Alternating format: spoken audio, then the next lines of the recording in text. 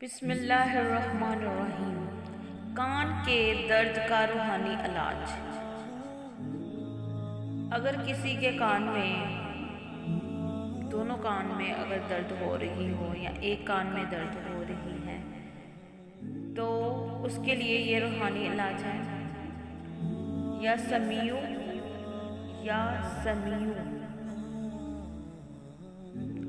کو 21 بار آپ نے پڑھ لینا ہے۔ اول اور آخر درود پاک 3 بار درود پاک ضرور پڑھنا ہے اور پھر مریض کے دونوں کانوں میں پھونک مار دیں۔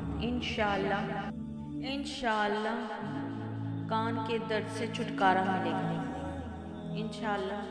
دعاؤں میں یاد رکھیں، چینل کو سبسکرائب کر دیں، شیئر کر دیں اور بیل آئکن بھی آن کر دیں اور زیادہ سے زیادہ لائک کریں، شیئر کریں۔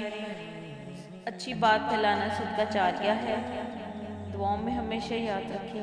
اللہ حافظ۔